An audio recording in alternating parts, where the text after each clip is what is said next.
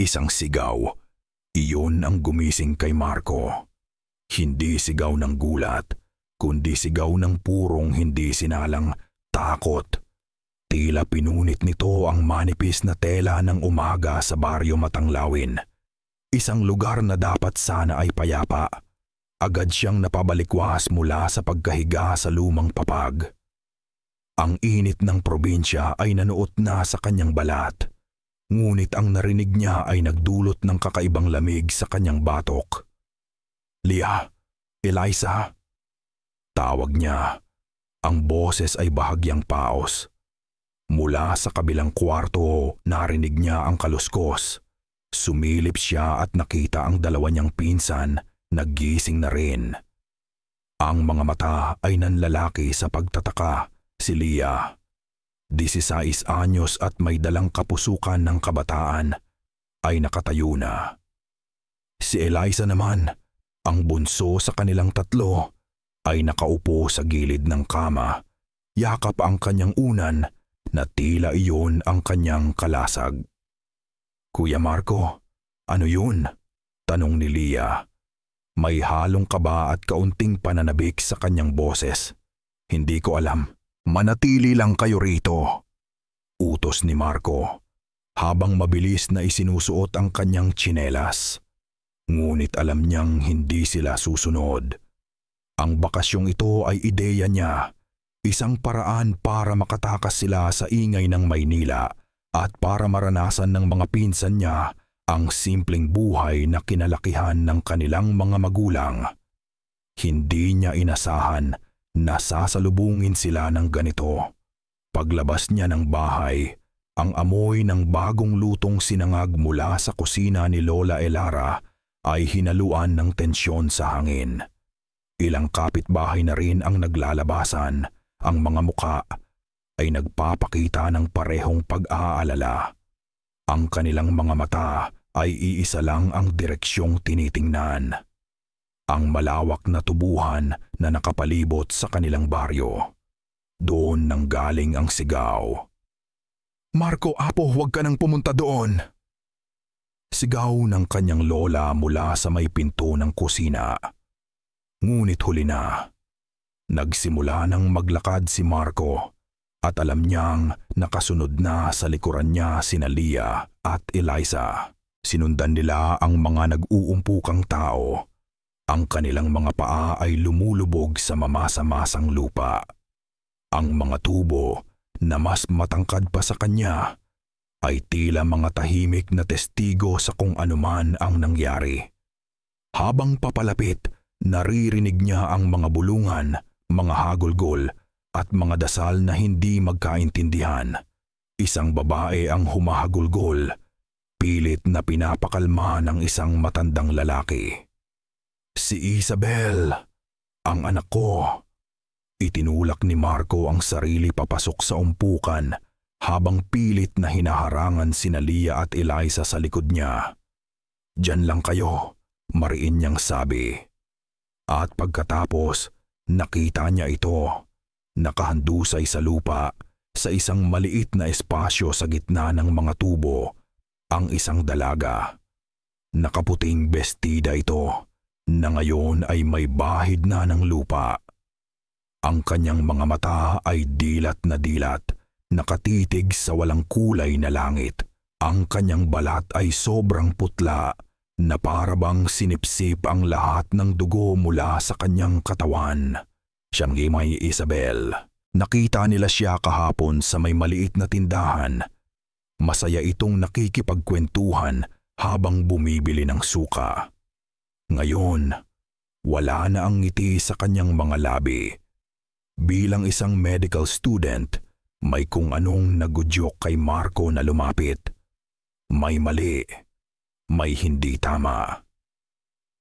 "Huwag kang lalapit, iho," sabi ng isang lalaki, ang kapitan ng baryo. Bangungot. Sigurado, binangungot lang yan, o baka sa sobrang pagod, segunda ng isa pa. Alam nyo naman, si Isabel, kayod marino yan sa tubuhan. Nagkatinginan ang mga tao at sabay-sabay na tumango. na tila ba ang mabilis na konklusyon ay sapat na para burahin ang takot sa kanilang mga mukha. Pero hindi nakumbinsi si Marco. Lumuhod siya sa tabi ng katawan. Sapat lang para makita ito ng mas malapitan. Hindi niya ito maaaraw hinawakan. Ang rigor mortis ay hindi pa ganap na nagsisimula. Ngunit may isa pang detalye na nakuha ang kanyang atensyon. Isang maliit, halos hindi makitang pasa sa gilid ng kanyang leeg.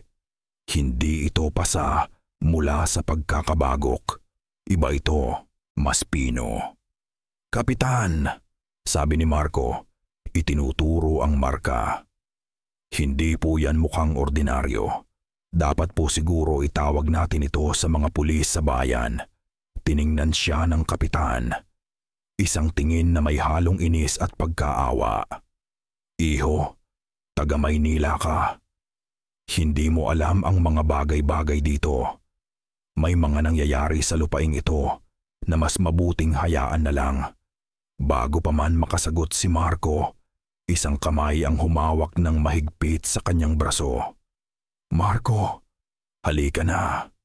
Si Lola Elara. Hindi niya namalayan ang pagdating nito. Ang mukha ng kanyang lola ay walang emosyon, ngunit ang panginginig ng kamay nito ay nagsasabi ng ibang kwento. Hinila niya si Marco patayo at pagkatapos ay hinawakan din sina Lia at Eliza. "Hindi ito para sa mga mata ninyo," sabi niya sa mahinang puwes habang inilalayo sila sa umpukan. Hindi man lang niya tinapunan ng tingin ang katawan ni Isabel. Ang kanyang mga mata ay nakatuon sa daan pabalik, habang ang kanyang mga labi ay bumubulong ng mga salitang hindi maintindihan ni Marco. Isang halo ng Latin at kung anong lumang dialekto. Habang naglalakad sila palayo, lumingon si Marco. Nakita niya ang mga taga-baryo na binubuhat na ang katawan ni Isabel. Inaayos ang kanyang damit, na para bang isang manika na kailangang itago agad-agad. Walang nag-iimbestiga, walang nagtatanong. Isang kasunduan ng pananahimik. Nang makarating sila sa bakuran ng kanilang bahay, binitawan na sila ni Lola Elara. Pumasok ito sa loob ng walang kibo. Naiwan silang tatlo sa labas. Dinadama ang bigat ng umagang iyon. Naramdaman ni Marco ang isang maliit na kamay na humila sa laylayan ng kanyang damit. Si Eliza. Ang mukha nito ay kasing putla ng nakita nilang dalaga. "Kuya," bulong nito. Ang boses ay nanginginig. Tumingin si Marco sa kanya. Hinahanda ang sarili sa kung anumang tanong ng isang bata na nakakita ng kamatayan sa unang pagkakataon. Pero ang sinabi ni Eliza ay nagpatindig sa lahat ng balahibo sa kanyang katawan. "Kuya, hindi siya natutulog lang," sabi ng bata. Ang mga mata ay puno ng isang uri ng pagkaunawa na hindi nababagay sa kanyang edad. May kumuha ng hininga niya. Hindi na naging pareho ang pakiramdam sa loob ng bahay pagkatapos ng umagang iyon. Ang bahay ni na Lolo Cadjo at Lola Elara. Na dapat sanay kanlungan ng mga masasayang alaala ng kabataan ay biglang napuno ng mga aninong hindi kayang abutin ng ilaw ng bombilya. Bawat alitit ng sahig na kawayan ay tila isang babala. Bawat ihip ng hangin na dumadaan sa mga siwang ng bintanang kapis ay parang may dalang bulong. Ang hapunan ng gabing iyon ay tahimik. Si Lola Elara ay abala sa pagsasandok ng kanin at ulam, isang pagkaabala na pilit at hindi natural. Si Lolo Cadjo naman ay nakayuko lang sa kanyang plato, tila binibilang ang bawat butil ng bigas. Ang katahimikan ay binasag lamang ng mahinang tunog ng kanilang mga kutsara at tinidor. "Lolo, Yung nangyari po kanina kay Isabel. Sinubukan ni Marco na buksan ang usapan. Kailangan niya ng paliwanag. Kahit na anong lohikal na paliwanag. Sigurado po ba kayong bangungot lang yun? O pagod? Kasi yung marka sa leeg niya, itinigil ni Lolo Kadyo ang pagkain. Hindi niya tiningnan si Marco. Sa halip, ang mga mata niya ay nakapako sa dingding. May mga bagay dito sa baryo, Marco, na hindi na dapat inuusisa. Mas ligtas ang hindi nagtatanong. Ang kanyang boses ay mababa at walang emosyon na lalong nagpadagdag sa kaba ni Marco. Kuya, pwede ba? Sabat ni Lia na may halong inis sa boses. Huwag na nating pag-usapan. Nakakawalang gana. Excited na nga ako para sa piyesta bukas eh. Makakalimutan din natin to. Sinulyapan ni Marco si Lia. Ang pinsan niya ay tila walang pakialam. O baka naman iyon ang paraan niya para itago ang takot. Si Eliza naman ay halos hindi ginagalaw ang kanyang pagkain. Pagkatapos ng hapunan, hindi mapakali si Marco. Naglakad-lakad siya sa loob ng bahay habang ang iba ay naghahanda ng matulog. Doon niya napansin ang mga bagay na hindi niya binigyan ng pansin kanina. Sa itaas ng hamba ng bawat bintana, may nakasabit na maliliit na bungkos ng bawang. Sa bawat sulok ng bahay, may mga platito na may lamang asin. Mga lumang pamahiin, sabi niya sa sarili. Ngunit sa pagkakataong ito, ang mga pamahiin ay hindi na mukhang katawa-tawa. Pumasok siya sa maliit na silid-aklatan ng kanyang lolo. Habang nagpapanggap na nagbabasa ng mga lumang libro, ang kanyang mga mata ay palihim na nagmamasid. Sa isang maliit na estante, sa likod ng mga libro ng agrikultura, may nakita siyang isang maliit na baul na kahoy. Dahan-dahan niya itong binuksan. Sa loob, nakalatag sa pulang tela, ay mga lumang anting-anting. Mga medalyon na may kakaibang mga simbolo, mga pinatuyong dahon na nakatali sa pulang sinulid at isang maliit na botelya na may lamang maitim na langis. Isinara niya ito kaagad. Ang kanyang lola, na palaging nagsisimba tuwing linggo, ay may itinatagong ganito. Anong panganib ang alam nito na hindi nito sinasabi sa kanila? Bumalik siya sa sala. Ang ilaw ay patay na at ang tanging liwanag ay nanggagaling sa buwan sa labas. Nakita niya ang isang maliit na anino sa isang sulok, si Eliza. Nakaupo ito sa sahig, may hawak na lapis at papel. Eliza, bakit gising ka pa? Malumanay na tanong ni Marco. Hindi sumagot ang bata. Lumapit si Marco at nakita ang kanyang ginuguhit. Hindi ito bahay o bulaklak na karaniwang ginuguhit ng mga bata. Ito ay isang figura, isang mahabang-mahaba at payat na lalaki.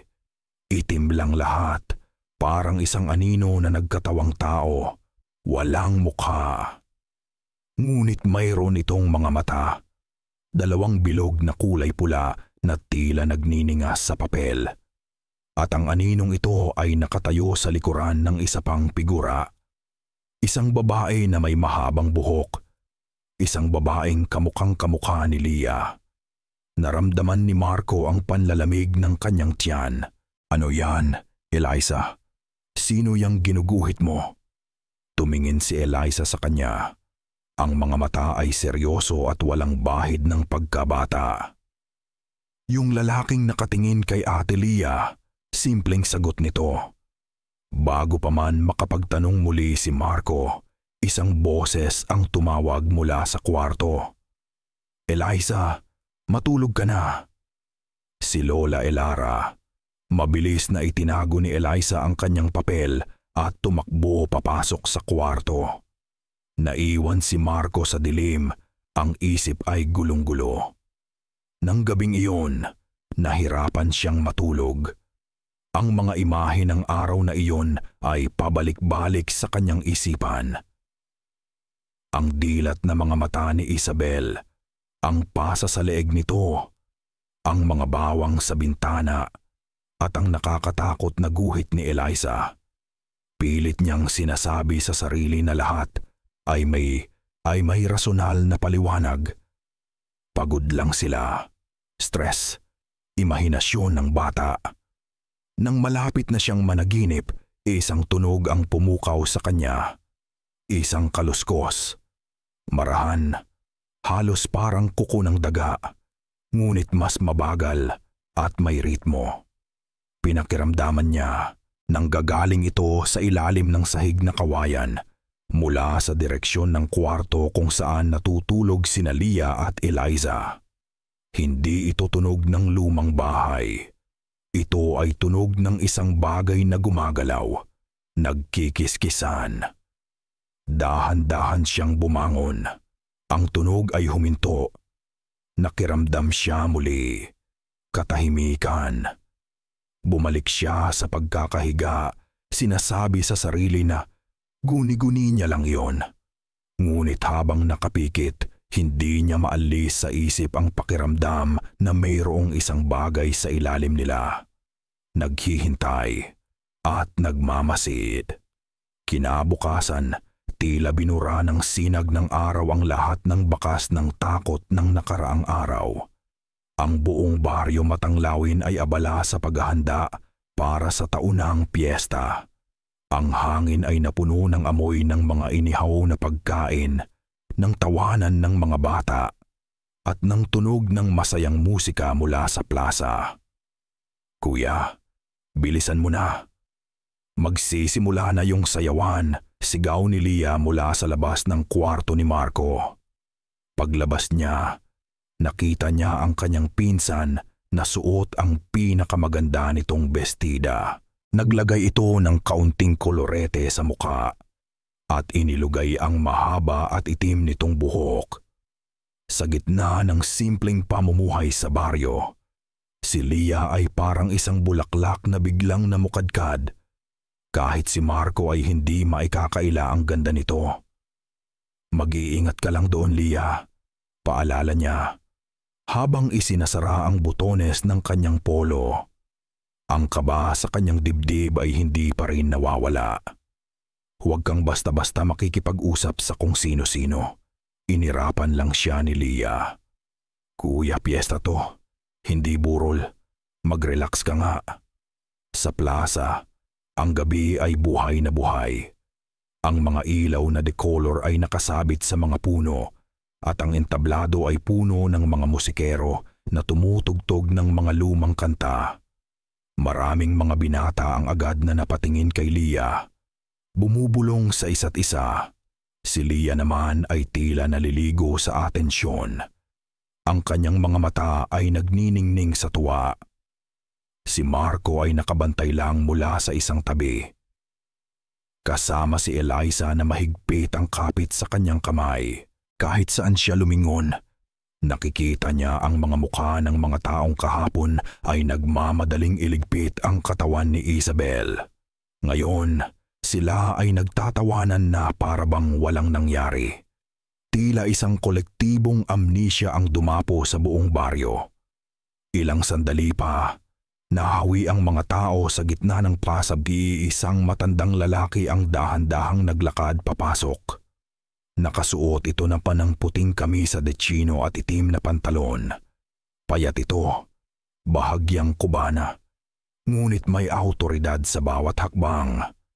Ang kanyang buhok ay kulay pilak na at ang kanyang mukha ay puno ng mga guhit ng karanasan. Si Mang Teban, narinig ni Marco na bulong ng isang babae sa tabi niya. Ang ating albularyo. Lahat ay bumabati sa kanya ng may paggalang. Ngumingiti lang ang matanda. Isang ngiting tila alam ang lahat ng sikreto ng mundo. Pagkatapos, ang kanyang mga mata ay gamamay, ay gumala sa paligid hanggang sa huminto ito at natagpuan si Leah. Naglakad si Mang Teban palapit sa kanila. Hindi sa kanila, kundi kay Leah. Yumuko ito ng bahagya. Napakagandang dilag, sabi nito. Ang boses ay mahinahon ngunit malalim, parang tunog ng isang lumang kampana. Isang karangalan ba kung ikaw ay aking maisasayaw? Nagulat si Leah. Nag-aalangan siyang tumingin kay Marco. Ngumiti lang si Marco ng pilit at bahagyang tumango. Sino ba naman siya para tumanggi sa isang taong iginagalang ng buong baryo? Inilahad ni Mang Teban ang kanyang kamay. Nang tanggapin ito ni Leah, nagsimula ang isang mabagal na tugtugin. Dinala siya ng matanda sa gitna ng plaza. Habang sila ay nagsasayaw, ang lahat ng mata ay nasa kanila. Tila bagay na bagay sila, ang simbolo ng karunungan at ang simbolo ng kabataan. Ngunit habang pinagmamasdan sila ni Marco, may napansin siyang kakaiba. Ang paraan ng paghawak ni Mang Teban sa likod ni Leah ay hindi hawak ng isang matanda. Ito ay posesibo. Ang kanyang mga mata ay hindi bumibitaw sa mga mata ni Leah, na para bang binabasa niya ang kaluluwa nito. May ibinulong si Mang Teban kay Leah. Hindi ito narinig ni Marco, pero nakita niya ang bahagyang pagbabago sa ekspresyon ng kanyang pinsan. Isang saglit na pagkalito na agad ding napalitan ng isang nahihiyang ngiti. Nang matapos ang kanta, magalang na inihatid ni Mang Teban si Leah pabalik sa kanila. Ingatan ninyo ang hiyas na ito, sabi ng matanda kina Marco, bago ito tumalikod at naglakad palayo. Ang bait niya, no? Sabi ni Leah. Ang kanyang mga pisngi ay namumula. Anong binulong niya sa'yo? Tanong ni Marco. Wala. Mabilis na sagot ni Leah. Sabi niya lang, wag ko daw sasayangin ang ganda ko sa Maynila. Dito daw sa Matanglawin, mas aalagaan ito. Hindi nakumbinsi si Marco.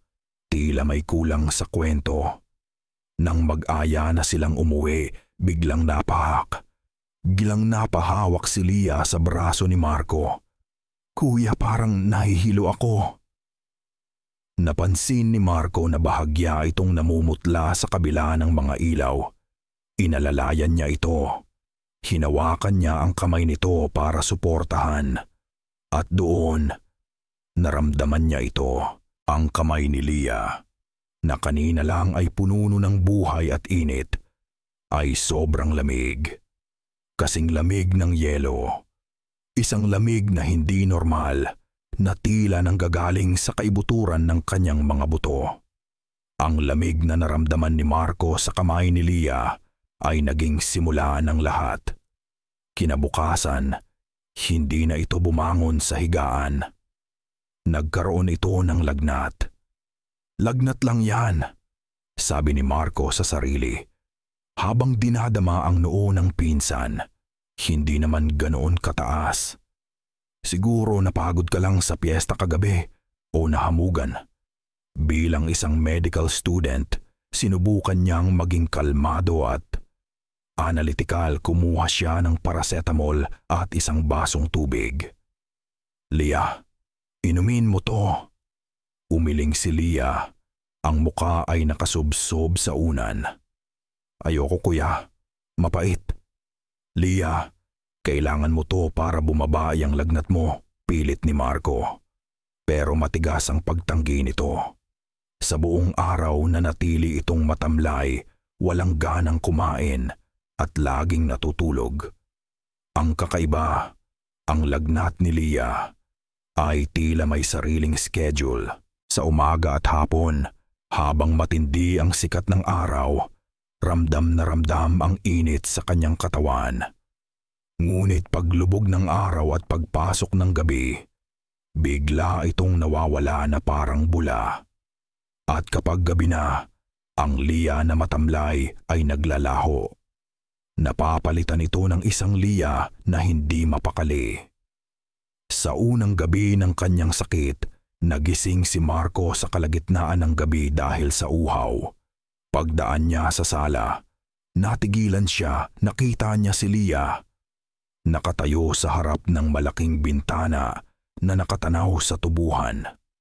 Nakaputing pantulog, ang mahaba niyang buhok ay nakatakip sa kalahati ng kanyang mukha.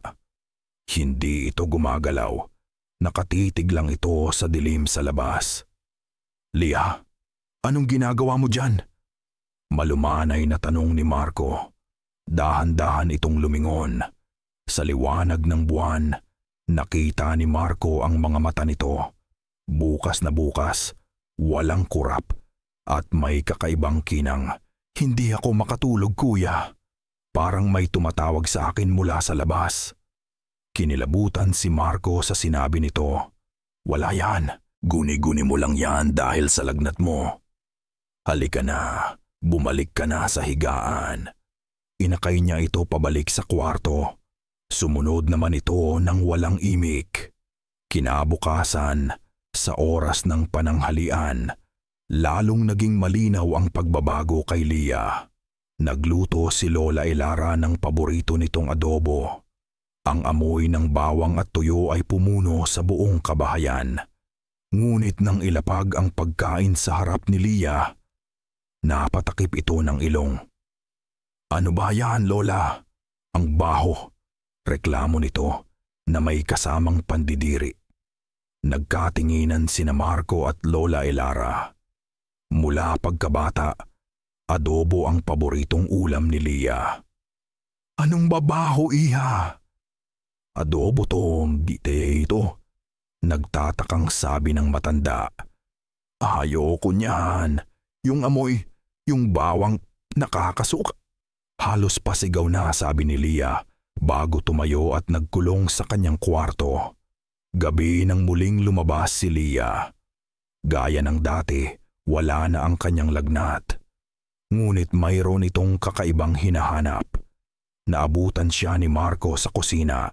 Binubuksan ang ref. "Gutom na ko," sabi nito. Ang boses ay halos pabulong. Tumingin ito kay Marco. At sa saglit na iyon, nakita niya ang isang matinding pagkagutom sa mga mata nito. Isang bagay na hindi pa niya nakita kailanman. Nang gabing iyon, lumipat ng kwarto si Eliza. Natagpuan siya ni Marco na dala-dala ang kanyang unan at kumot, papunta sa kwarto kung saan siya natutulog. "Eliza, bakit ka nandito?" Yumakap ang bata sa kanyang binti. Nanginginig. "Ayoko na pong katabi si Ate Lia." "Bakit naman? May ginawa ba siya sa'yo?" Umiling si Eliza. "Hindi po. Pero yung hininga niya, kuya. Anong problema sa hininga niya?" Tumingala ang bata kay Marco. Ang mga mata ay puno ng takot. Amoy lumang lupa. Hindi na nakatulog ng maayos si Marco. Ang mga salita ni Eliza ay umalingaw-ngaw sa kanyang isipan. Amoy lumang lupa. Isang deskripsyon na hindi kayang ipaliwanag ng siyensya. Dahil hindi mapakali, bumangon siya at dahan-dahang naglakad papunta sa kwarto ni Lia. Naisip niyang baka bukas na naman ang bintana. Baka doon nanggagaling ang lamig na nagpapalala sa sakit nito. Ang pinto ay bahagyang nakaawang. Sumilip siya. Si Lia ay mahimbing na natutulog. Isinara niya ng marahan ang pinto at lumapit sa bintana para isara ito ng maayos. Ngunit bago pa man niya mahawakan ang trangka, may napansin siya sa pasimano sa labas. Sa kahoy na pinaglumaan na ng panahon, may mga bagong marka. Mga marka ng kaskas. 3 paralel na linya, malalim at magkakasunod. Tila mga kuko na pilit kumakapit o kumakalmot papasok. At ang mga kalmot na iyon ay malinaw na nagmula sa labas. Ang mga sumunod na araw ay naging isang paulit-ulit na bangungot. Sa umaga, si Lia ay parang isang lantang halaman. Walang lakas, maputla, at laging may lagnat. Sa gabi, siya ay nagiging ibang tao, malakas, hindi mapakali, at may isang uri ng enerhiya na nakakakilabot. Ilang beses sinubukan ni Marco na gamitin ang kanyang limitadong kaalaman sa medisina. Tiningnan niya ang pulso nito, ang kulay ng dila, ang reaksyon ng mga mata nito sa liwanag. Lahat ay tila normal, ngunit ang kabuuan ng kanyang kondisyon ay sumisigaw na may malaking mali.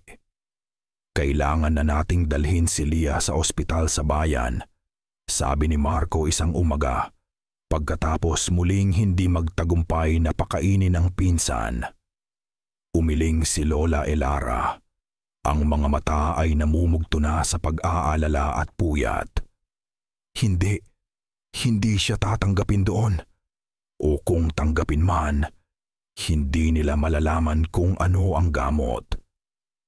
Lola, ano po bang sinasabi ninyo? Lagnat lang to na hindi gumagaling. Baka may infection siya. Hindi ito ordinaryong lagnat, Marco. Putol ng matanda, ang boses ay may diin at bigat. Ang sakit niya ay hindi galing sa katawan. Galing ito sa labas. Sa desperasyon, gumawa si Lola Elara ng isang bagay na tuluyang sumira sa anumang natitirang lohika sa isipan ni Marco. Pumasok ito sa kusina at kumuha ng isang buong ulo ng bawang. Isa-isa niya itong binalatan. Ang bawat piraso ay dinudurog ng bahagya para lumabas ang katas at amoy nito. Mula sa kwarto, narinig nila ang isang mahinang ungol. Si Lia. Tila na amoy nito ang bawang kahit sa layo. Maingat na tinuhog ni Lola Elara ang mga bawang gamit ang isang sinulid. Bumubuo ng isang kwintas. Ang kanyang mga kamay ay nanginginig habang ginagawa ito. Sa bawat tuhog, bumubulong siya ng mga dasal na hindi maintindihan ni Marco. Lola, ano pong gagawin ninyo diyan? Tanong ni Marco. Nararamdaman ang pagbilis ng tibok ng kanyang puso. Hindi sumagot ang kanyang lola. Dala ang kwintas na bawang. Naglakad ito papunta sa kwarto kung nasaan si Lia. Sumunod si Marco at Lolo Cadyo na tahimik lang na nagmamasid. Naabutan nila si Lia na nakaupo sa kama, nakasandal sa pader. Ang mga mata nito ay nakapako sa hawak ng matanda. Ilayo niyo yan sa akin, sabi nito sa mahinang boses na may halong babala. Para sa ikabubuti mo ito, Apo, sabi ni Lola Elara. Ang boses ay nanginginig ngunit puno ng determinasyon. Dahan-dahan siyang lumapit na para bang lumalapit sa isang mabangis na hayop. Pangontra ito sa masamang hangin. Nang nasa isang dipa na lang ang layo ng matanda, nangyari ang hindi inaasahan. Isang sigaw ang kumawala mula kay Lia. Ngunit hindi ito ang kanyang boses. Ito ay mas malalim, mas garalgal. Isang tunog na nagmula sa kaibuturan ng isang nilalang na puno ng galit. Ang kanyang mga mata, na kanina'y matamlay, ay biglang nanlisik at nagapoy sa poot. Huwag! Sa isang mabilis at malakas na kilos na hindi akalain ni Marco na kaya nitong gawin, iwinasiwas ni Lia ang kanyang kamay. Tinamaan nito ang kwintas na bawang. Lumipad ito sa ere at bumagsak sa sahig. Ang mga piraso ng bawang ay gumulong sa iba't ibang direksyon. Lia! Sigaw ni Lolo Cadyo. Sinubukan ni Marco na hawakan ang mga balikat ng pinsan para pakalmahin ito. Ngunit itinulak siya nito palayo. Ang lakas nito ay hindi kapani-paniwala. Tumalsik si Marco at napaupo sa sahig. Gulat na gulat. Pagkatapos ng pagsabog na iyon, tila naubos ang lahat ng lakas ni Lia. Bumagsak ito pabalik sa kama. Humihingal na para bang katatapos lang tumakbo ng 1 kilometro. Ang galit sa kanyang mga mata ay biglang nawala. Napalitan ng pagkalito at pagod. Napahikbi ito. "Lola, kuya, anong nangyayari sa akin?" tanong nito. Ang boses ay basag at puno ng takot. Hindi nito maalala ang nangyari. Para sa kanya, isang blankong espasyo ang nakalipas na ilang segundo. Walang makasagot. Si Lola Elara ay napaluhod sa sahig, nanginginig habang pinupulot ang mga nagkalat na bawang. Si Lolo Kadyo naman ay tulala sa isang sulok. At si Marco, habang dahan-dahang tumatayo, ay naramdaman ang isang bagay na mas matindi pa sa pagkalito. Naramdaman niya ang purong takot. Ang itinulak sa kanya ay hindi ang kanyang pinsan. Iyon ay ibang nilalang. Nang gabing iyon, walang sino man sa bahay ang nakatulog ng mahimbing. Si Marco ay nagpasya na matulog sa sahig ng sala, kung saan matatanaw niya ang pasilyo papunta sa mga kwarto. Naglagay siya ng isang upuan para harangan ng bahagya ang pinto ng kwarto nila Lola Elara, kung saan pinatulog si Eliza. Ilang oras ang lumipas. Ang tanging maririnig ay ang huni ng mga kuliglig sa labas at ang mabagal na pagtilaok ng orasan sa dingding. Dinalaw na ng antok si Marco. Papikit na sana siya ng, "Kuya Marco!" Isang bulong ang gumising sa kanya. Napabalikwas siya. Nakita niya si Eliza. Nakatayo sa harap niya. Ang muka ay naliligo sa manilaw-nilaw na liwanag ng buwan mula sa bintana. Ang muka nito ay hindi nagpapakita ng takot, kundi isang seryosong babala. "Eliza, anong ginagawa mo dito? Di ba dapat tulog ka na?" Pabulong na tanong ni Marco. Hindi sumagot ang bata. Sa halip, itinaas nito ang kanyang nanginginig na kamay at itinuro ang bintana sa likuran ni Marco. Ang bintanang nakatanaw sa madilim na tubuhan. "Nandyan na naman siya," bulong ni Eliza. Dahan-dahang lumingon si Marco.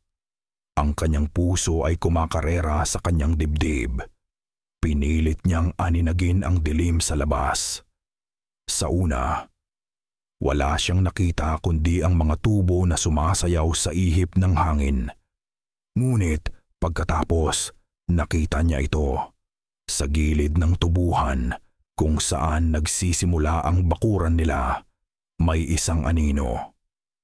Isang anino ng isang tao, matangkad, payat. Nakatayo lang ito doon, hindi gumagalaw. Masyadong malayo para makita ang mukha nito. Ngunit alam ni Marco, sa kaibuturan ng kanyang kaluluwa, na ito ay nakatingin ng diretsyo sa kanilang bahay. Nakatitig sa bintana ng kwarto kung saan natutulog si Lia. Hindi na hinintay ni Marco ang pagsikat ng araw. Ang imahe ng anino sa tubuhan ay nakahatatak na sa kanyang isipan. Ang lohika at siyensya na kanyang pinanghahawakan ay unti-unti nang nagiging ab-abo. Kailangan niya ng tulong. At kung hindi ito maibibigay ng kanyang pamilya, hahanapin niya ito sa labas. Ang una niyang pinuntahan ay ang bahay ng kapitan ng baryo, ang parehong lalaki na nagmadaling isara ang kaso ni Isabel. Naabutan niya itong nagkakape sa beranda. "Kapitan, magandang umaga po," simula ni Marco. Pilit na pinapakalma ang sarili. "Kailangan ko po sana ng tulong ninyo. Ang pinsan ko po, si Lia, ikinuwento niya ang lahat. Ang biglaang pagkakasakit, ang pag-ayaw sa bawang, ang kakaibang lakas nito, ang pagiging balisa tuwing gabi." Habang nagsasalita si Marco, napansin niyang nawala ang ngiti sa mukha ng kapitan. Napalitan ito ng isang pamilyar na ekspresyon, takot Ang parehong takot na nakita niya sa mga mata ng mga taga-baryo sa tubuhan. "Iho," sabi ng kapitan pagkatapos ng mahabang katahimikan. Itinabi nito ang tasa ng kape. "Baka naman naninibago lang ang pinsan mo sa klima dito, o baka namimiss na niya ang Maynila.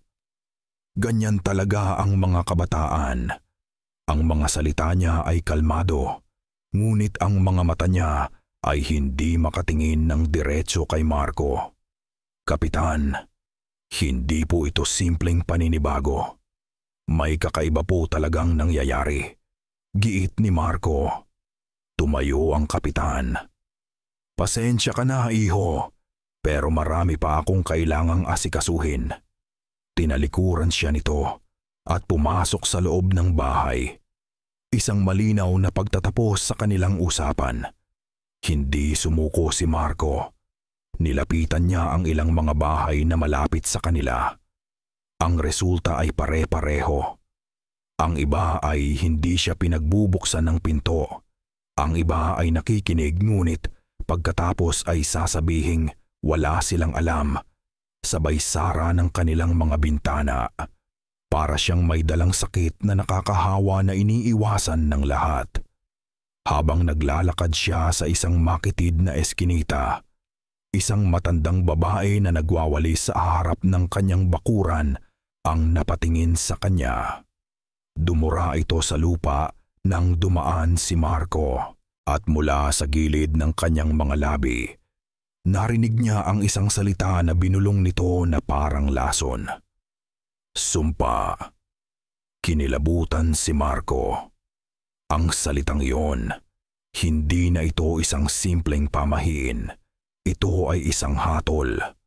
Bilang huling pag-asa, nagpasya siyang puntahan ang taong tila pinakamaalam at pinakagalang-galang sa baryo, si Mang Teban. Natagpuan niya ang albularyo sa maliit nitong dampa na napapaligiran ng mga halamang gamot. "Mang Teban," sabi ni Marco. Ngumiti ang matanda. "Marco, hindi ba? Ang mabait na apo ni Nakadyo at Elara. Maupo ka. Anong maipaglilingkod ko sa iyo?" Sa unang pagkakataon sa buong umaga, naramdaman ni Marco na may nakikinig sa kanya. Ikinuwento niyang muli ang lahat, bawat detalye. Si Mang Teban ay nakinig ng mabuti, tumatango-tango.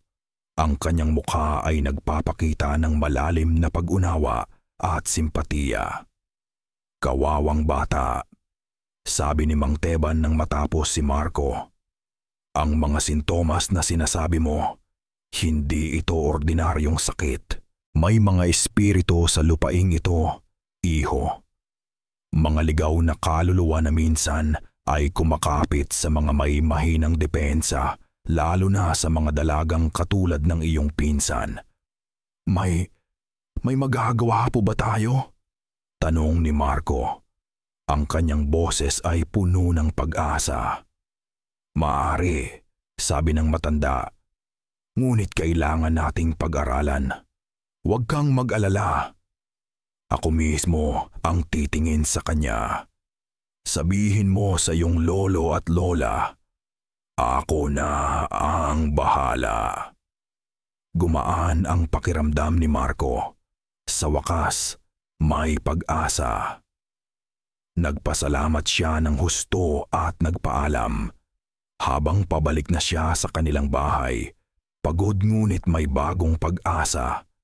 Natanaw niya ang isang pamilyar na figura na papalabas mula sa kanilang tarangkahan. Ang figura ni Mang Teban. Nagulat si Marco. Paanong nauna pa ito sa kanya? Ngunit pagkatapos ay naalala niya ang mga liku-likong daan sa baryo. Marahil may alam itong mas mabilis na ruta. Nang makita siya ni Mang Teban, ngumiti ito. Isang ngiti na tila abot hanggang sa mga mata nito.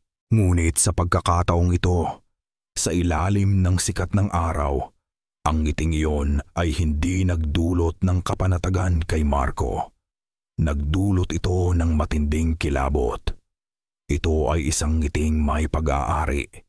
Isang ngiting nagsasabing, "Alam ko ang hindi mo alam."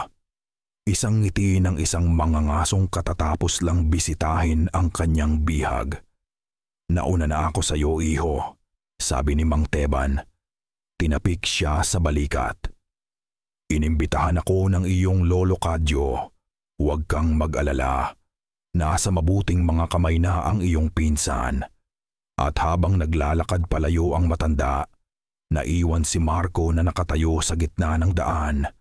Ang pag-asang naramdaman kanina ay biglang naging alikabok at napalitan ng isang malamig at gumagapang na pakiramdam na ang taong pinagkatiwalaan niya ng tulong ay ang mismong panganib na dapat nilang iwasan. Pumasok si Marco sa bahay na parang isang bagyo. Ang pag-asang dala niya kanina ay naging isang itim na ulap ng galit at pagdududa. Naabutan niya sina Lolo Kadyo at Lola Elara sa kusina. Tahimik na nagkakape, na parabang isa lang itong ordinaryong umaga. Padabog niyang ibinagsak ang kanyang mga kamay sa mesa. Napatalon sa gulat ang dalawang matanda. "Bakit?" mariing tanong ni Marco. Ang kanyang boses ay nanginginig sa pinipigil na emosyon. "Bakit ninyo pinapasok ang taong yon dito? Bakit ninyo siya hinayaang lumapit kay Lia?" Hindi nakasagot si Lolo Kadyo. Ibinaling nito ang tingin sa labas ng bintana.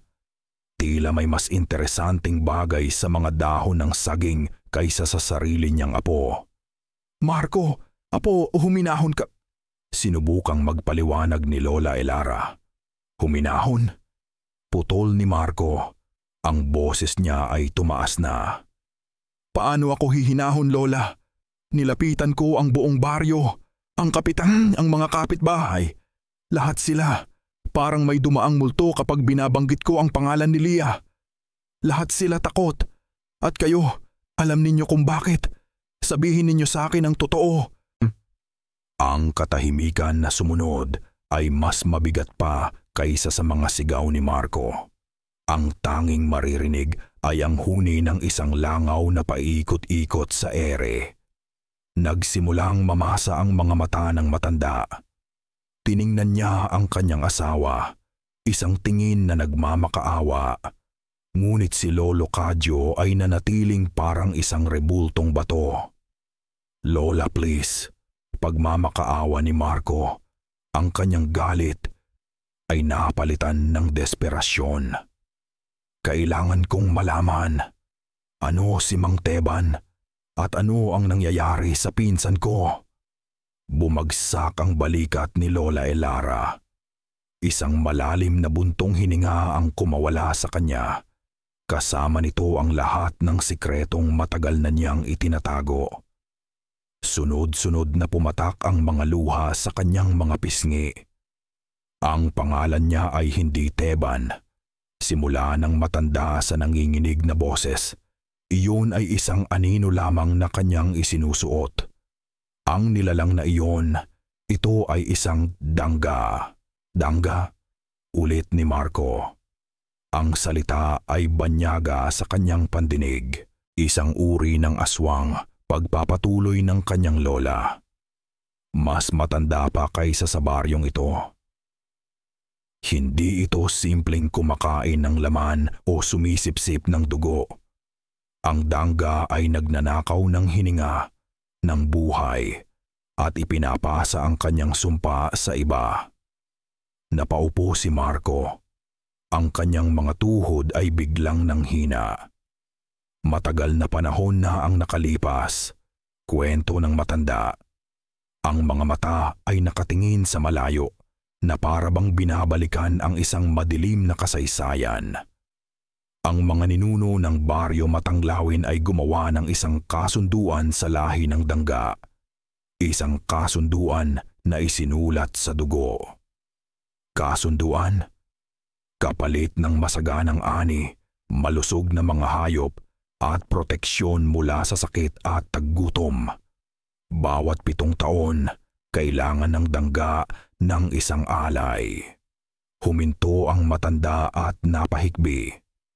Isang dalaga para ipagpatuloy ang kanyang lahi, ang kanyang sumpa. Biglang nag-ugnay ang lahat sa isipan ni Marco. Ang mga nawawalang babae, ang pag-iwas ng mga tao, ang biglaang yaman ng lupa ng baryo. Si Isabel, bulong ni Marco. Tumango si Lola Elara. Siya dapat ang pinili, ngunit lumaban siya, kaya't pinatay siya ng nilalang sa galit nito.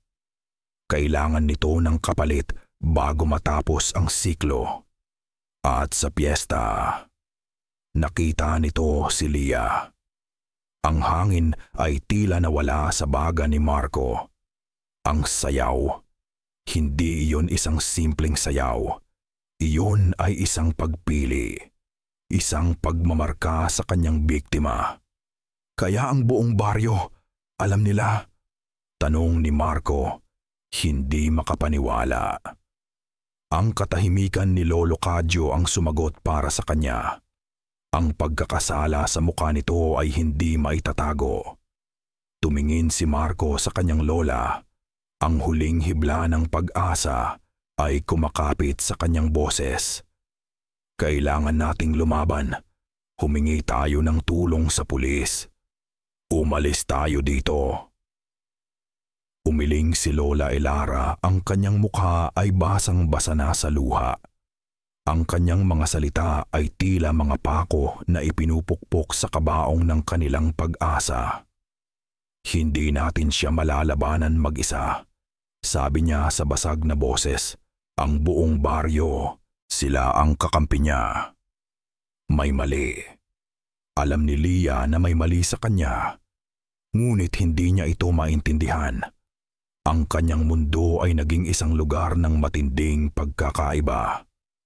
Sa umaga, ang sikat ng araw ay parang mga karayom na tumutusok sa kanyang balat. Ang mga kulay ay mapusyaw, halos walang buhay. Ang kanyang katawan ay mabigat na para bang may nakadagan ditong isang malaking bato. Gusto lang niyang matulog, magtago sa dilim ng kanyang kwarto kung saan ligtas siya mula sa nakakasilaw na liwanag. Ngunit sa gabi, ang lahat ay nagbabago. Paglubog ng araw, ang bigat sa kanyang katawan ay unti-unting nawawala. Napapalitan ito ng isang kuryenteng gumagapang sa kanyang mga ugat. Ang mundo sa labas ng bintana ay nagiging mas matingkad. Nakikita niya ang bawat galaw ng dahon, naririnig niya ang bawat bulong ng hangin, at ang buwan, para sa kanya, ay mas maliwanag pa kaysa sa araw. Kasabay ng pagbabagong ito ay ang gutom. Isang gutom na hindi niya pa naramdaman kailanman. Hindi ito gutom para sa kanin, o sa tinapay, o sa anumang niluluto ni Lola Elara. Ito ay isang pagkauhaw para sa isang bagay na mas sariwa. Isang gabi, hindi na niya natiis. Dahan-dahan siyang bumangon mula sa kama. Ang kanyang mga galaw ay mabilis at walang ingay. Pumunta siya sa kusina. Binuksan niya ang ref. Ang kanyang mga mata ay hindi napako sa mga gulay o prutas. Napako ito sa hilaw na karneng nakabalot sa plastik na nakalaan para sa adobo kinabukasan. Kinuha niya ito. Ang lamig nito ay hindi niya ininda. Ang kanyang mga kuko na hindi niya namalayang humaba at tumalas ng bahagya ay pumunit sa plastik. Kumuha siya ng isang piraso. Dinala niya ito sa kanyang bibig. Ang lasa ng dugo at hilaw na laman ay nagpadala ng isang alon ng kasiyahan sa buo niyang katawan. Isang kasuklam-suklam, ngunit hindi maikakailang kasiyahan. Ngunit may isa pang bagay na mas malakas pa kaysa sa gutom. Isang boses sa kanyang isipan. Hindi ito naririnig ng kanyang mga tainga. kundi ng kanyang kaluluwa. Isang boses na malalim at mahinahon. Sa una, ito ay isang bulong lamang, nang-aakit, nangangako. Ngayon, ito ay mas malinaw na. Ang boses ni Mang Teban. Malapit na, mahal ko, sabi ng boses, kaunting tiis na lang, magiging malaya ka na. Sino ang tinatawag nitong mahal? Anong kalayaan ang sinasabi nito? Ang kanyang pamilya. Sila ay nagiging mga anino sa kanyang paningin. Sila ay mga bulto ng laman na gumagalaw na may dalang mga bagay na nakakasakit. Si Lola Elara na may hawak na rosaryo. Si Kuya Marco na may mga gamot na mapait. Ang kanilang mga haplos ay nagiging parang apoy sa kanyang balat. Isang hapon, habang siya ay nakahiga at hinang-hina, pumasok silang dalawa. Si Kuya Marco ay may dalang isang tabo ng tubig. Si Lola Elara ay bumubulong ng dasal. "Lia anak, para lang ito sa proteksyon mo," sabi ng kanyang kuya. Ang boses ay puno ng pag-aalala. Iwinisik niya ang tubig sa braso ni Lia, isang matinding kirot. Parang kumukulong langis na ibinuhos sa kanyang balat. Napasigaw siya sa sakit at agad na umiwas, gumulong sa kabilang parte ng kama. Tiningnan niya ang kanyang braso. Wala namang sugat, ngunit ang pakiramdam ng pagkapaso ay nananatili. "Wag! Masakit!" Sigaw niya. Ang luha ay tumutulo mula sa kanyang mga mata. Hindi niya maintindihan bakit siya sinasaktan ng mga taong dapat nagmamahal sa kanya. Bakit sila nagdadala ng mga bagay na nakakasunog, tubig, asin, at ang pinakamasama sa lahat, ang bawang na ang amoy ay parang lason na sumisira sa hangin na kanyang hinihinga. "Sinasaktan ka nila," bulong ng boses sa kanyang isipan. "Hindi ka nila naiintindihan. Ako lang ang nakakaunawa sa iyo. Halika sa akin." Gusto niyang maniwala. Gusto niyang maniwala sa boses na iyon. Dahil iyon lang ang tanging nagbibigay sa kanya ng kapanatagan sa gitna ng lahat ng pagkalito at sakit. Ang kanyang pamilya ay naging mga estranghero. Ang bahay ay naging isang kulungan. Kinagabihan, pagkatapos ng insidente ng banal na tubig, kulong si Lia sa kanyang kwarto. Umupo siya sa harap ng lumang tokador na may salamin.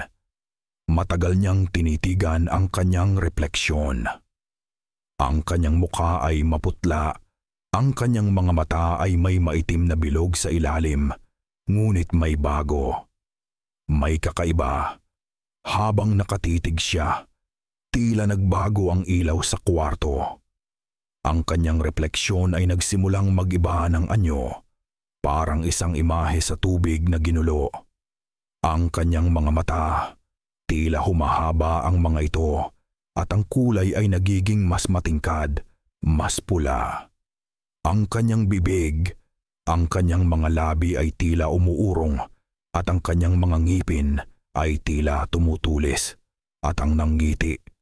Isang nanggiti ang gumuhit sa mukha ng kanyang refleksyon. Isang nanggiti na hindi kanya. Isang nanggiti na malawak, halos abot sa magkabilang tainga. Nagpapakita ng isang hanay ng mga ngipin na hindi na pang tao. Isang ngiti na puno ng pangako ng karahasan at isang hindi maipaliwanag na gutom. Napasigaw si Lia at napaatras palayo sa salamin. Bumagsak siya sa sahig, nanginginig, humahagulgol. Hindi siya yon. Hindi maaaring siya yon. Ngunit habang siya ay umiiyak sa sahig, isang kamay ang humaplos sa kanyang buhok. Isang kamay na malamig at pamilyar.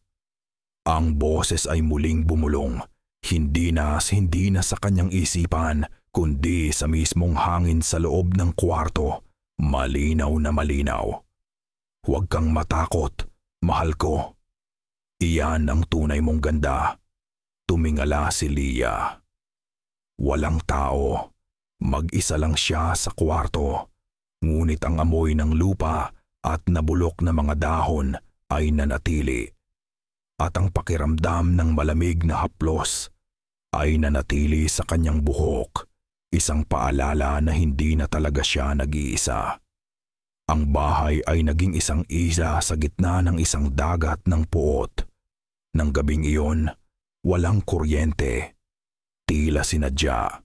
Ang tanging liwanag nila ay ang ilang kandila na inilagay ni Lola Elara sa mga altar. Ang mga anino nito ay sumasayaw sa dingding na parang mga demonyo.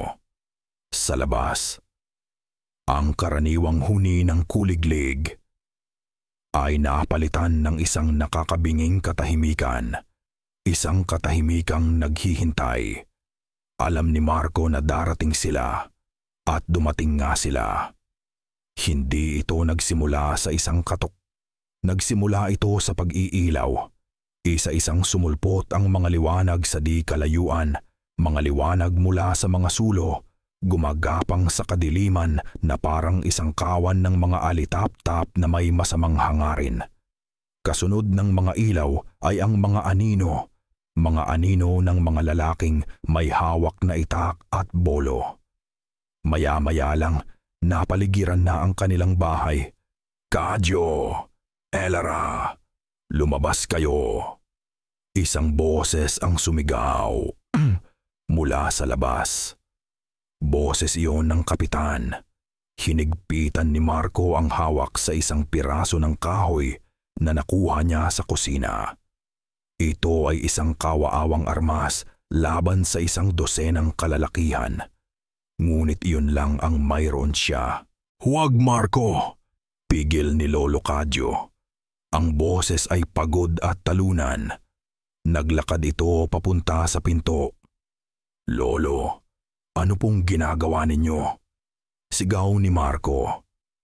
"Hindi natin sila matatakasan," sabi ng matanda. Binuksan nito ang pinto. Ang tumambad sa kanila ay ang mukha ng buong baryo matanglawin. Ang kapitan ang nasa unahan. Ang kanyang mukha ay seryoso sa ilalim ng nag-aapoy na sulo.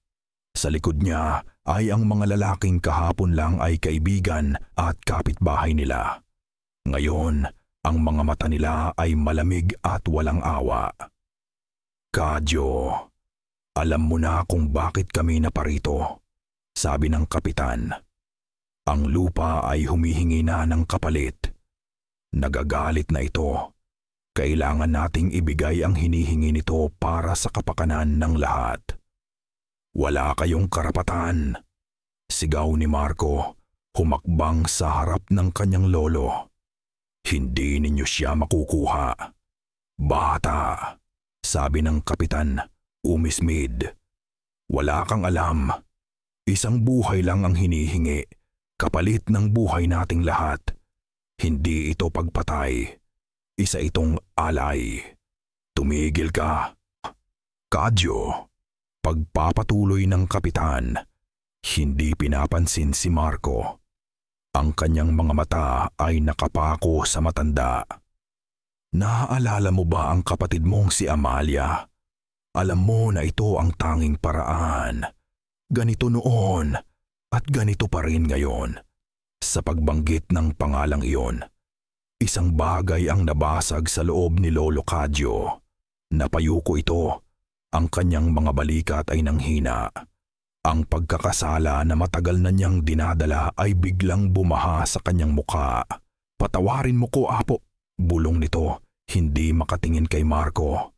Tumingin ito sa kapitan. "Sige na, kunin niyo na siya para matapos na to." Ang mga salitang iyon ay parang isang punyal na sumaksak sa puso ni Marco. Isang pagtataksil na mas masakit pa kaysa sa anumang itak. Kahit ang sarili niyang pamilya ay sumuko na. Wala nang kakampi. Nag-iisa na talaga sila. Habang ang kapitan at dalawang lalaki ay nagsimulang humakbang papasok ng bahay, isang maliit na figura ang humarang sa kanilang daan. Si Eliza. Nakatayo ito sa harap ng nakasaradong pinto ng kwarto ni Leah. Nanginginig ang buong katawan, ngunit ang kanyang mga paa ay matatag na nakatayo. Sa kanyang dalawang kamay, hawak niya ang isang maliit na rosaryo na gawa sa kahoy. Itinaas ito na parang isang espada. "Huwag po," sabi ng bata. Ang boses ay nanginginig ngunit puno ng determinasyon. "Huwag niyong sasaktan ang ate Leah ko." Natigilan ang kapitan. Ang imahe ng isang paslit na buong tapang na humaharap sa kanila ay tila nagbigay ng saglit na pag-aalinlangan sa mga lalaki. Ngunit ang sandaling iyon ay biglang pinunit ng isang tunog. Isang tunog na nagmula sa loob ng kwarto ni Leah. Hindi ito sigaw. Hindi ito ungol. Ito ay isang atungal. Isang atungal na hindi pang tao. Puno ng primatibong galit at gutom. Blag. Kasabay ng atungal, ang pinto ng kwarto ni Leah ay sumabog palabas. Ang mga piraso ng kahoy ay lumipad sa ere. Ang mga lalaki ay napaatras sa gulat at takot. Ang kanilang tapang, na dala ng kanilang dami, ay biglang naglaho nang marinig nila ang tunay na halimaw na kanilang pinapakain. Mula sa nagkapira-pirasong pinto, isang anino ang lumitaw sa dilim at dalawang mata na kulay pula ang tumitig sa kanilang lahat. Ang atungal mula sa kwarto ni Leah ang nagpaurong sa mga taga-baryo. Ang tapang na dala ng kanilang mga sulo at itak ay biglang naglaho. Napalitan ng isang primordial na takot. Isa-isa silang napaatras. Ang kanilang determinasyon ay natunaw sa harap ng tunay na panganib. Walang imik na tumalikod ang kapitan at ang kanyang mga tauhan at naglakad palayo sa dilim. Iniwan ang pamilya sa kanilang sariling impyerno. Hindi ito isang pag-atras dahil sa awa. Isa itong pag-atras dahil sa takot. Alam nila na hindi na nila kailangang kunin si Leah. Ang halimaw mismo ang lalabas para maningil. Isinara ni Lolo Cadjo ang pinto. Ang tunog ng pagsara ng trangka sa kana ay parang isang hatol ng kamatayan. Hindi na hindi na sila makakalabas at walang sino man sa labas ang tutulong sa kanila. Patawad. Basag na bulong ng matanda, napaluhod sa sahig. Ang kanyang katatagan ay tuluyan ng gumuho, ngunit si Lola Elara, na kanina'y puno ng luha at pag-aalinlangan, ay biglang nagkaroon ng bagong determinasyon. Isang determinasyon na isinilang mula sa kawalan ng pag-asa. Hindi pa huli ang lahat, sabi niya. Ang kanyang boses ay mahina ngunit matatag. Tiningnan niya si Marco. "Cadjo, tumayo ka dyan. Hindi pa tapos ang laban." Naglakad siya papunta sa ilalim ng kanilang altar. Itinabi niya ang mga imahen ng santo at inangat ang isang piraso ng sahig na kawayan. Mula sa ilalim, kinuha niya ang isang mahaba at makitid na baul na nababalutan ng alikabok. Binuksan niya ito. Amoy ng lumang kahoy at mga pinatuyong dahon ang sumalubong sa kanila. Sa loob, nakalatag sa isang itim na tela, ay mga bagay na hindi nakita ni Marco sa buong buhay niya. Isang lumang libro na sulat kamay ang mga nakasulat. Ang tinta ay halos kupas na. Isang botelya ng langis na mas maitim pa kaysa sa gabi. At sa gitna ng lahat, isang sandata. Hindi ito isang itak o kutsilyo. Ito ay payat, itim, at may tulis sa dulo. Ang hawakan nito ay balot sa balat na magaspang. Buntot pagi, bulong ni Marco. Nakikilala ang materyal. Isang sandata na gawa sa tuyong buntot ng isdang pagi na ayon sa mga kwentong bayan ay isa sa mga bagay na kinatatakutan ng mga aswang. Pamana ito ng aking lola, sabi ni Lola Elara.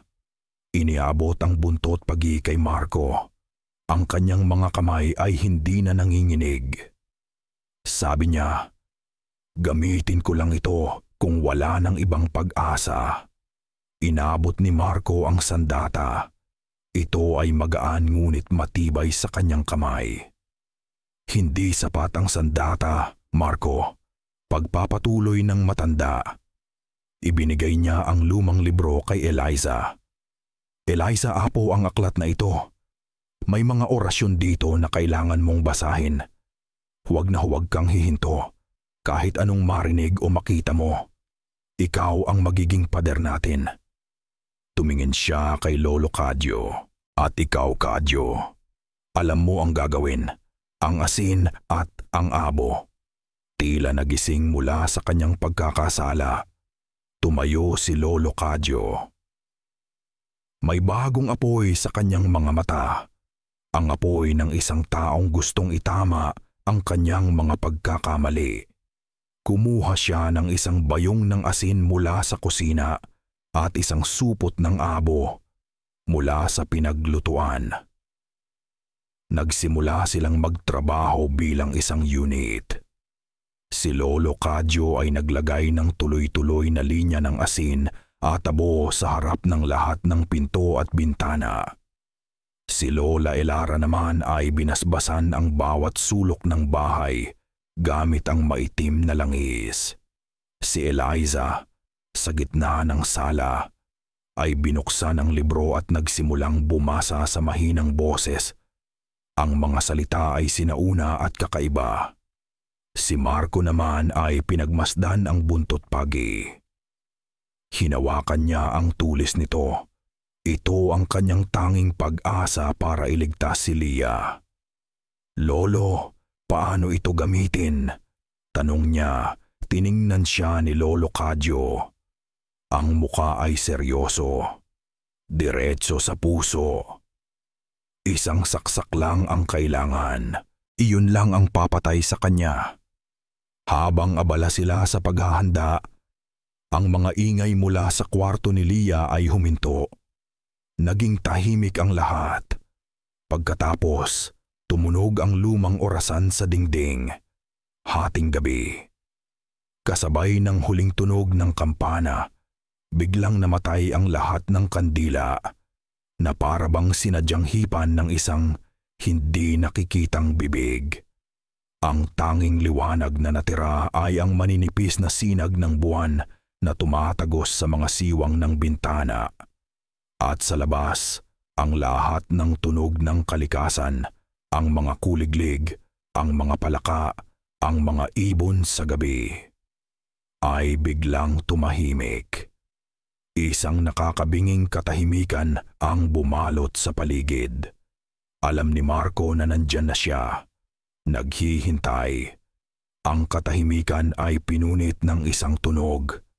Isang marahas na kalampag sa bintanang yari sa kapis. Napaurong si Marco. Itinutok ang hawak na buntot pagi sa direksyon ng ingay. Ang linya ng asin at abo na ginawa ni Lolo Cadyo ay bahagyang umusok ng may dumapong hindi nakikita sa labas. Huwag kayong bibitaw, maring sabi ni Lola Elara. Eliza, huwag kang hihinto. Pinagpatuloy ni Eliza ang pagbabasa. Ang kanyang boses ay nanginginig ngunit hindi tumitigil. Ang mga sinaunang salita ay pumuno sa bahay. Tila isang hindi nakikitang kalasag. Bang! Ang bintana ay nabasag. Ang mga piraso ng kapis ay lumipad papasok. Isang malakas at malamig na hangin ang pumasok. Kasama nito ang amoy ng lupa at nabubulok na halaman. At mula sa nabasag na bintana, isang anino ang pumasok. Mabilis at walang ingay. Hindi ito si Mang Teban. Ang nilalang na tumayo sa harap nila ay isang bangungot na nagkatawang tao. Ang katawan nito ay mahaba at payat, halos hindi na pang tao. Ang mga braso at binti nito ay mas mahaba kaysa sa normal na may mga kuko na matutulis at maitim. Ang mukha nito ay pinaghalong mukha ni Mang Teban at ng isang paniki na may mga matang nag-aapoy sa pula. Ngunit ang pinakanakakatakot sa lahat ay ang bibig nito. Isang malawak na ngiwi na nagpapakita ng mga ngiping matutulis, handang manlaslas. Ito ang dangga. Umungol ang nilalang at ang tunog na iyon ay sapat na para manghina ang tuhod ng sinuman. Ngunit hindi sila gumalaw. Sumugod ito. Ang una nitong pinuntirya ay si Eliza. Sa isang iglap, nasa harap na ito ng bata. Ngunit bago pa man nito maabot ang bata, humarang si Lolo Cadyo, gamit ang sarili nitong katawan bilang panangga. "Lolo!" sigaw ni Marco. Iwinasiwas ng dangga ang kanyang mahabang braso. Ang mga kuko nito ay tumama sa dibdib ng matanda. 3 malalalim na hiwa ang gumuhit dito. Bumagsak si Lolo Cadyo. Ang kanyang puting damit ay mabilis na pinuno ng dugo. Kasabay noon, ang atensyon ng halimaw ay nabaling kay Marco. Sa galit, sumugod si Marco. Iwinasiwas ang buntot pagi. Mabilis ang nilalang. Umilag ito na parang usok at sa isang mabilis na kilos, sinipa nito ang mga paa ni Marco. Napahiga si Marco sa sahig. Ang bahay ay naging isang battlefield. Ang mga lumang gamit ay nagbagsakan at nabasag. Ang mga dasal ni Lola Elara, ang mga orasyon ni Eliza, at ang mga atungal ng halimaw ay nagsama-sama sa isang nakakatakot na simponya. Habang sinusubukan ni Marco na tumayo, isa pang anino ang lumabas mula sa dilim ng kwarto ni Lia. Si Lia. Ngunit hindi na ito ang kanyang pinsan. Ang mga mata nito ay walang buhay. Ang kanyang mga galaw ay parang isang papet. Naglakad ito, hindi papunta sa halimaw, kundi papunta sa kapatid nitong si Eliza. "Lia, wag!" sigaw ni Lola Elara. Sinubukang harangan ang apo. Ngunit itinulak lang siya ni Lia. Isang tulak na walang emosyon ngunit puno ng lakas na hindi natural. Nasa harap na ni Eliza si Lia. Itinaas ni Lia ang kanyang mga kamay. Ang mga kuko ay bahagyang humaba. Handa nang sakalin ang bata na patuloy pa ring nagbabasa ng orasyon. Ngunit nang makita ni Lia ang rosaryo na hawak ng kanyang kapatid, isang bagay ang nangyari. Natigilan ito. Isang kurap ng pagkalito ang dumaan sa kanyang mga matang walang buhay. Isang bahagi ng tunay na Lia na nakakulong sa loob ay tila lumalaban. Ang saglit na pag-aalinlangang iyon ang ginamit na pagkakataon ni Marco. Tumayo siya at muling sumugod sa dangga na ngayon ay papalapit na naman kay Eliza. Ngunit mas mabilis ang halimaw. Nahuli nito ang braso ni Marco. Ang lakas nito ay parang isang bakal na pumipiga sa kanyang buto. Itinaas siya nito mula sa sahig. Ramdam ni Marco ang mainit at mabahong hininga ng nilalang sa kanyang mukha. Tinitigan siya ng mga pulang mata nito. At sa mga matang iyon, nakita ni Marco ang walang hanggang pagkagutom. Ito na ang katapusan. Nang ihahampas na siya ng halimaw sa sahig, isang boses ang narinig niya. "Marco!" Si Lolo Cadyo. Nakahiga sa sahig, duguan at hirap ng huminga. Ngunit sa huling lakas na natitira, ibinato nito ang isang bagay. ang lumang krusipiho na gawa sa pilak na laging nakasabit sa ulunan ng kanilang kama. Para sa pamilya. Sigaw ng matanda, ang kanyang huling hininga ay puno ng pagsisisi at pagmamahal. Ang krusipiho ay hindi tumama sa halimaw. Ngunit tumama ito sa braso nitong nakahawak kay Marco. Isang tunog ng pagsitsit na parang mainit na bakal na inilubog sa tubig ang narinig. Napakawalan ng dangga si Marco sa sakit. Ang balat nito na nadikitan ng pilak ay umusok at nag-iwan ng marka ng paso. Iyon ang pagkakataong hinihintay ni Marco. Bumagsak siya sa sahig ngunit mabilis na umikot. Habang ang halimaw ay abala sa nasusunog nitong braso, ibinuhos ni Marco ang lahat ng kanyang natitirang lakas, galit at pagmamahal para sa kanyang pamilya sa isang huling saksak. Gamit ang buntot pagi, sumugod siya at itinarak ito ng buong lakas sa dibdib ng dangga. Walang sigaw, walang atungal. Isang nakakabinging katahimikan ang pumuno sa silid. Ang mga pulang mata ng halimaw ay nanlaki sa gulat.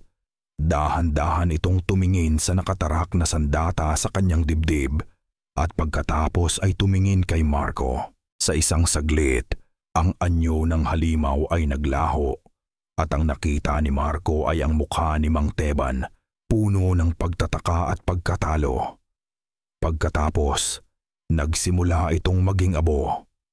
Mula sa mga paa pataas, ang katawan ng dangga ay unti-unting natutunaw at nagiging itim na alikabok na inililipad ng hangin na pumapasok mula sa basag na bintana. Ang proseso ay mabilis. Sa loob ng ilang segundo, ang halimaw na sumira sa kanilang buhay ay naglaho na. Nag-iwan lamang ng isang maliit na bunton ng abo sa sahig na kawayan. Kasabay ng paglalaho ng halimaw, bumagsak si Lia sa sahig. Walang malay. Nawala na ang panganib. Ngunit ang katahimikan na naiwan ay mas mabigat pa kaysa sa labanan. Dahan-dahang tumayo si Marco, nanginginig ang buong katawan.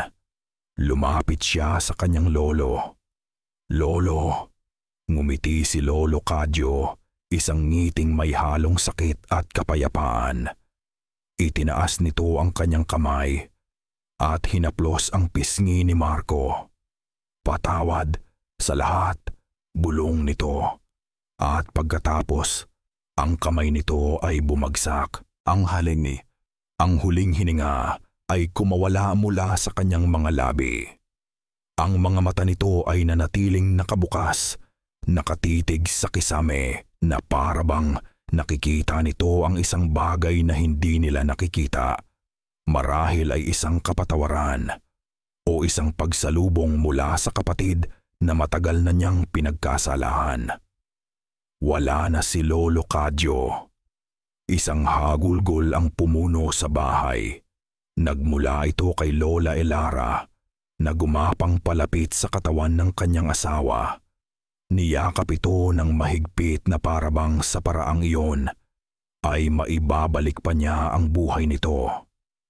Si Eliza ay tumigil na sa pagbabasa. Ang libro ay nahulog mula sa kanyang mga kamay. Lumapit siya kay Marco, yumakap ng mahigpit sa kanyang baywang. Ang kanyang maliliit na balikat ay nanginginig sa tahimik na pag-iyak.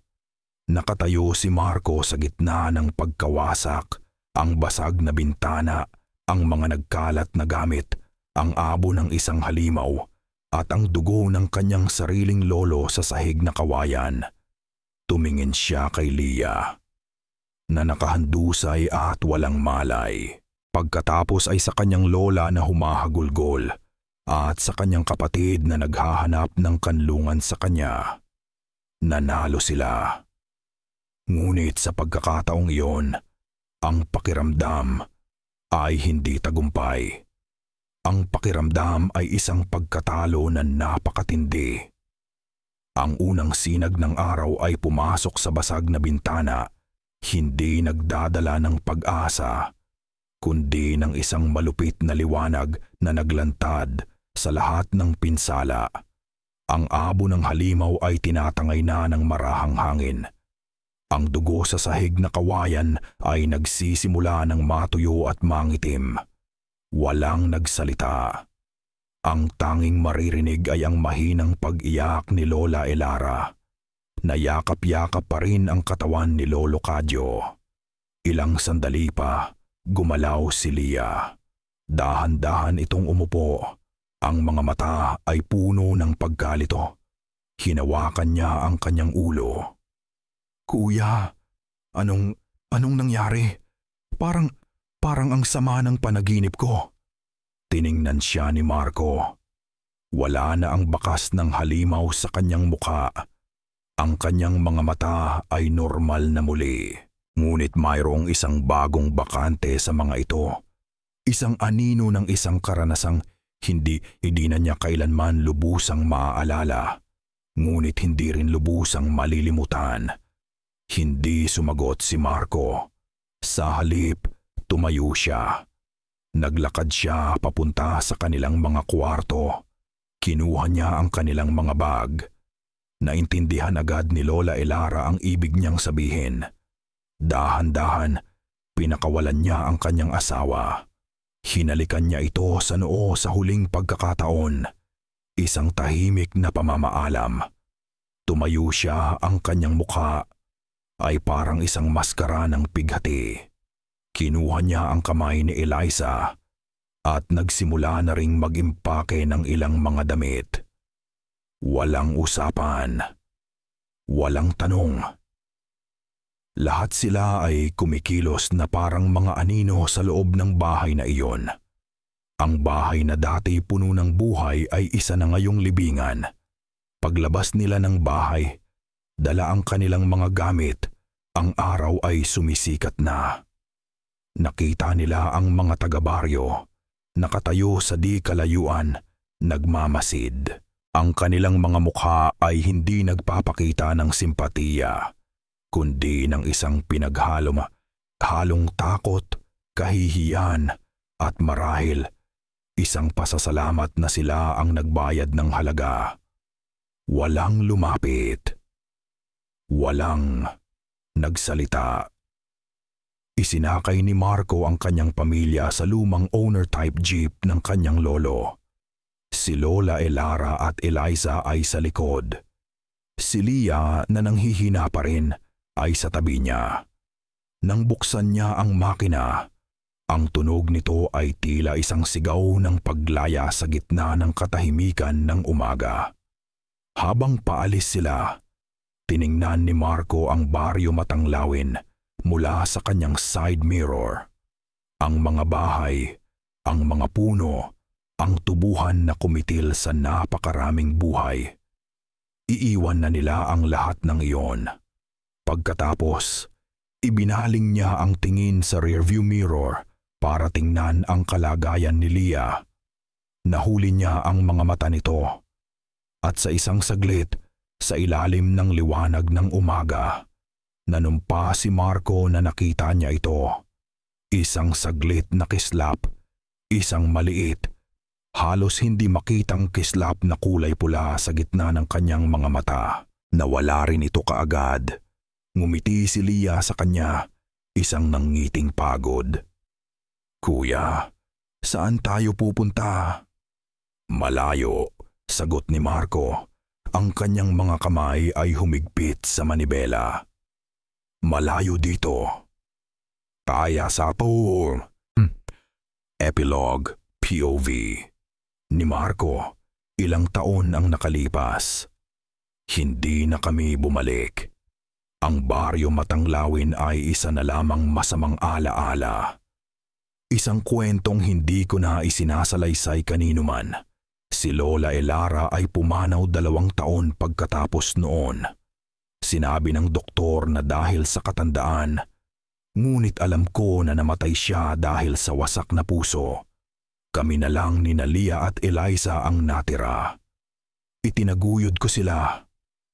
Nagtapos ako ng pag-aaral, naging doktor, Si Leah ay isa ng magaling na guro at si Eliza ay nasa kolehiyo na, kumukuha ng fine arts. Mukha kaming normal, mukha kaming masaya. Sinusubukan naming maging masaya. Ngunit ang sumpa ay hindi basta-basta namamatay. Nag-iiwan ito ng mga pilat. Hanggang ngayon, hindi ako makatulog ng walang ilaw. Hanggang ngayon, tinitingnan ko ng 2 beses ang mga anino sa sulok ng aking mga mata. At minsan, kapag ang gabi ay sobrang tahimik at walang buwan, naririnig ko pa rin ito. Isang mahinang kaluskos mula sa ilalim ng sahig. At sa mga gabing iyon, dahan-dahan akong tumatayo at naglalakad papunta sa pasilyo para lang tingnan kung si Leah ay mahimbing pa ring natutulog sa loob ng kanyang kwarto. Dahil natutunan ko sa matang lawin na may mga halimaw na hindi basta-basta napapatay. Ang iba sa kanila, natutulog lang, naghihintay. At dito nagtatapos ang madilim na kabanata sa buhay ni Marco, Leah, at Eliza. Maraming salamat sa iyo na nakinig at sinamahan kami hanggang sa dulo ng madugong landas na ito sa baryo Matanglawin. Ang bawat kwentong isinusulat ay isang paglalakbay at ang pagsulat sa kwentong ito ay isang paglalakbay sa kadiliman. Isang paglalakbay na puno ng takot, pighati at sa huli, pag-asa. Dahil sa kabila ng lahat ng aswang at sumpa, ang tunay na puso ng kwentong ito ay tungkol sa pamilya. Tungkol ito sa pagmamahal na handang isakripisyo ang lahat. Tungkol sa pagpapatawad, lalo na sa mga pagkakamaling dulot ng takot. At tungkol sa pag-asang nananatili kahit sa pinakamadilim na gabi.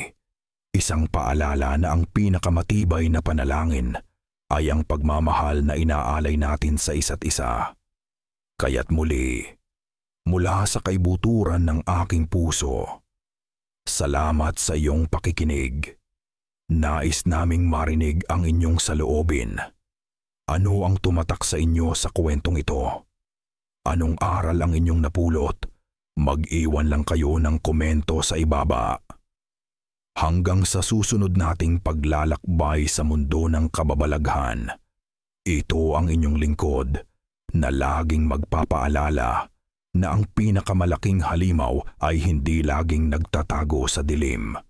Minsan, nasa loob lang sila ng mga bahay na ating pinagkakatiwalaan.